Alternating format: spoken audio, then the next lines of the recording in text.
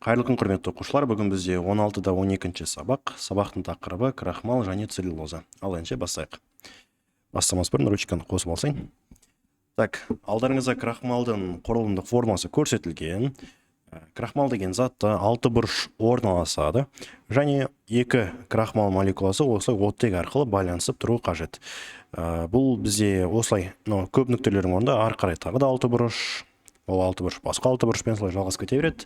Мына оң жағы да солай бітеп жалғасып кете береді екен. Яғни бұл зат осындай бізде полимерлі зат болып табылатын еді. Әлде былай N деп қоя салсақ та болады. Енді крахмалдың біз жинақталған формасын білеміз. Бұл С6H10O5. Крахмал десе осы форманы қолдана бересіздер. Так, енді крахмалдың бізде осындай 2 құрылымы бар. Бұл біріншісі сызықтық және тармақталған. Сызықтықты енді байқасаңыздар ровно былай линияның бойымен кетіп бара жатыр. Ал тармақталған дегенде байқасаңыздар былай оң жаққа, былай сол жаққа, былай оң жаққа қарай олар тағы да былай бөлініп кетіп бара жатыр. Вот осылай ровно сызықтық болып тұратын крахмал молекуласын біз амилоза деп атаймыз. Ал жан жаққа тармақталып кеткен крахмал молекуласын амилопектин деп атайды екенбіз. Так, енді крахмал табиғатта өте көп кездеседі. Әртүрлі өсімдіктердің қоректік қоры болса, крахмал жиналады. Крахмал дәндері көбінесе мынау дәнді дақылдарда болады. Мына күріш, бидай, жүгері деген секілді заттарда болады. Және сонымен қатар картоп, яғни картошканың құрамында осы крахмал кездеседі. Енді физикалық қасиеттеріне келетін болсақ, крахмал суда ерімейтін ақ ұнтақ болып табылады. Суда ісініп коллоидты ерітінді клейстер деп аталатын затты түзеді екен. Яғни бұл нені білдіреді? Ең бірінші крахмалды ешкім былай реакция қылып алып отпайды. Көбінесе осы күріш, бидай, жүгері, картоп дегендерді крахмал ретінде қолдана береміз. Және содан алынған крахмалдың мынау физикалық қасиеттері екен. Ақ ұнтақ суда ерімейді, еще клейстер түседі. Енді крахмалдың реакцияларын қарастырайық. Ең бірінші гидролиз реакциясы. Крахмал деген зат бізде гидролизге сұраған кезде ол осылай сатылай гидролиз еді. Жігіттер, қыздар, қараңыздар. Крахмал гидролизі бірінші крахмал декстринге айналады. Декстриннен мальтозаға, мальтоза глюкозаға айналатын еді. Не себепті бұлай процесс жүріп жатыр? Қараңыздар, мысалы біз крахмал ретінде картопты алайық. Картопты біз шикіде жемейміз, оны біз бірінші пісіреміз. Қурамыз ба, әлде туш етеміз ба, әртүрлі нәрселер бар. Суда қайнатамыз ба буына. Осы кезде крахмал пісу барысында ең бірінші гидролиз процесс арқылы өтеді екен. Пайда болған піскен картопты біз оның құрамындағы крахмалды қарайтын болсақ, ол уже декстринге айналып кетеді екен. Получается, біз уже жеп жатқан молекуламыз крахмал емес, бұл декстрин екен. Декстринді біз жейміз, ары қарай аузымызда ол шайналады, сілекеймен өңделеді. Сол кезде ол мальтоза деген затқа айналады. Дальше бұл мальтоза біздің асқазанымызға барады. Асқазанда бұл мальтоза ары қарай оны глюкозаға дейін айналдырады. Глюкоза біздің қанымыз арқылы керекті жерлерге барады екен. Получается, крахмал бірнеше сағатта арқылы диссоциацияланады, нәтижесінде глюкоза пайда болады. Енді бір қызығы бұл жерде пайда болатын зат альфа-глюкоза болып табылады. Енді бір реакциямен жазатын болсақ, крахмалды гидролиздейтін болсақ, шығады глюкоза деп былай жаза салсаңыздар да қателеспейсіздер. Есептер болса осы реакциямен шығара бересіздер. Кеткен сапалық реакция. Крахмалға сапалық реакция бұл йод ерітіндісі болып табылады. Егер крахмалы бар затқа йод тамызатын болсақ, бізде көк түс пайда болады. Мысалы, картоп, күріш деген секілді заттардың барлықтарына осы йодты тамызу қажет. Сол кезде көк түс шығатын байқай аласыздар. Бұл біздің үйде жасай алатын ең оңай реакцияларымыздың бірі болып табылады. Ал егер йод тамызған кезде ол көк түс болмаса, сол кезде йодтың түсін өзін сақтай берсе, онда ол өкінішке орай крахмал емес деген сөз. Айта кететін момент, өте йодты аз мөлшерде қосу керек. Егер йодты көп қосып жіберсеңіздер, онда ол реакцияның белгісін көре алмайсыздар. Келесі целлюлоза деген тақырыпты бастасақ, алдарыңызда целлюлозаның құрылымдық формасы көрсетілген. Крахмал мен целлюлозаның басты ерекшелігі, мына оттек былай қисайып байланысып тұр. Осыған байланысты ерекшелік болады. Бұл целлюлозаның да бізде формуласы мынандай тік жақшада С6H10O5 алды артында былай сызығы N деген молекуласы тұратын еді.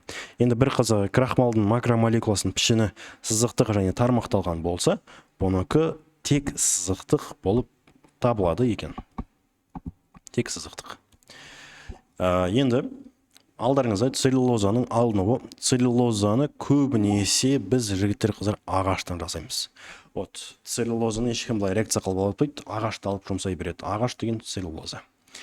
Так, физикалық қасиеттеріне келетін болсақ, целлюлоза суда ерімейтін ақ ұнтақ дейді. Спросить чат GPT деп жазылып тұр мына жерде. Так, мына тексті мен чат GPT-дан жазған болатын. Если что, бұны өшіре салуға болатын секрет. Жарайды, тұра берсін. Енді ше, целлюлозаның химиялық қасиеттеріне келетін болсақ, целлюлоза гидролиз деген процесс кешіреді.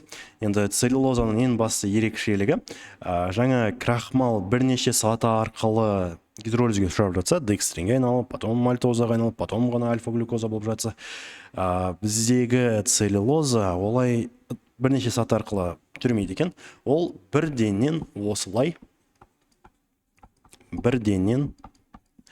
глюкозаға айналып кетеді екен. Бірден прям. Аралық ешқандай өнім түзілмейді. Енді бұл жерде бір қызығы, тағы да ерекшелігі. Пайда болған глюкоза бета-глюкоза болып табылады. Бета-глюкоза. Сонда крахмал гидролиздеген кезде альфа-глюкоза шығады, ал целлюлоза гидролиздеген кезде бета-глюкоза шығады екен. Так, келесі этерификация реакциясы. Этерификация реакциясына нитрлеу деген процесс жатқызсақ болады. Жігіттер қыздар, мынаны сені түсініп алайық. Ең бірінші, мынау бізде қазір целлюлозамыздың формуласы ғой. Целлюлозаның құрамында бізде оказывается 3 гидрокситоп болады. Оны қай жерден көруге болады, мына жерден көруге болады. Мысалы, мына жерден былай бөліп қарастыратын болсақ, бізде міне 1 гидрокситоп бар, 2 гидрокситоп бар және 3 гидрокситоп бар. Сонда осы 3 гидрокситопты мен көрсетіп жазғым келіп тұр. Сол себепті мен бұны былай жаза берсем болатын секілді. С6, так мына жақта OH-тан 3, қараңыздар, H10 еді ғой, 3 сутек кетіп қалды, 7 қалады. 5 оттектің 3 жазылып қойдық, 2 қалады. Мына формула бізде тоже целлюлозаның формуласы, просто біз OH-ты осылай көрсетіп жазып жатырмыз. Енді мен осы формуланы жазамын. И давайте 3 жаққа былай OH тұр деп көрсетейік. Және нитрлеу деген кезде, жігіттер қыздар, біз хоно 2 деген затты қосатын едік қой. Міне қараңыздар, мынау сутекпенен хо деген кетіп қалады. Енді бізде сутектер қазір 3 ғой, сол себепті 3 деген молекуласымен қоямыз. Сонда мына 3 сутектің орнында да қазір NO2 тобы келсін. Сонда бізде С6H7O2, так, O2-ден кейін аяқта сызық болу керек, мен асық кеттім. O NO2, O NO2, а жерде де O NO2 тобы болады. Және H2 молекуласы осылай түзіледі. Так, теңестіретін болсақ, судың алдына 2 қоямыз. Енді жігіттер қыздар, мынау пайда болған заттың аты тринитроцеллюлоза. Өте жарылғыш заттардың бірі болып табылады. Бұны тағы да басқаша пироксилин деп те атайды. Пироксилин. Осылай. Келесі сірке қышқылмен әрекеттесуі. Біз қайтадан тура жаңағыдай 3 OH бар екен көрсетіп жазайық. Оларға енді біз сірке қышқылын қосайық.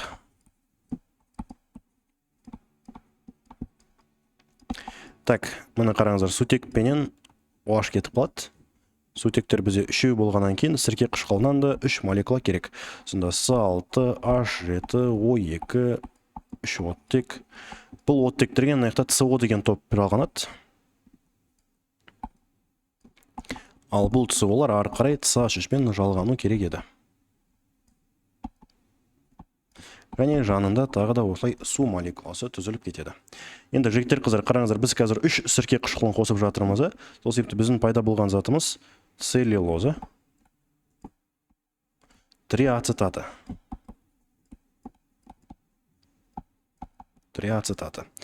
Кейде біз 2 сірке қышқылын қана қосыламыз. Сол кезде 2 сірке қышқылын қосақ, мына жерде просто OH деп жаза саласыздар.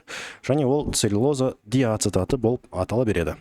Енді ше, мынау осы нитрлеу реакциясымен, мынау біздің сірке қышқылымен әрекеттесу деген реакциялар, бұл бізде күрделі эфирдің түзілу реакциясы болып табылады. Яғни мына жерде целлюлоза триацетаты деген күрделі эфир түзіліп жатыр, ал нитрлеу кезінде бізде пироксилин деген тоже бізде күрделі эфирге жатады екен. Бұл реакцияның аты этерификация болып табылады. Сол себепті этерификация деп аталады деп айтқым келген негізі. И бір қызығы, целлюлоза триацетатын біз тағы органикалық шыны деп атаймыз. Органикалық шыны. Өзі 2 зат бар, органикалық шыны деп аталатын. Ол осы целлюлозаның триацетаты және тағы полиметил метакрилат деген зат. Так, жігіттер, қыздар, осымен біздің теориялық бөлімі аяқталды.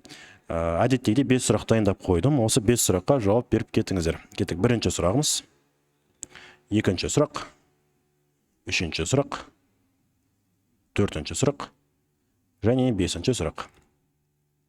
Егер 5 сұраққа жауап берген болсаңыздар, дұрыс жауаптармен тексеріп алыңыздар. Так, осымен біздің тақырыбымыз аяқталды. Әдеттегідей 5 сұрақтың қаншауына жауап беріңіздер, соны комментарийға қалдыра кетіңіздер. Сабақ ұнаса лайк басып, каналға тіркелуді ұмытпаңыздар.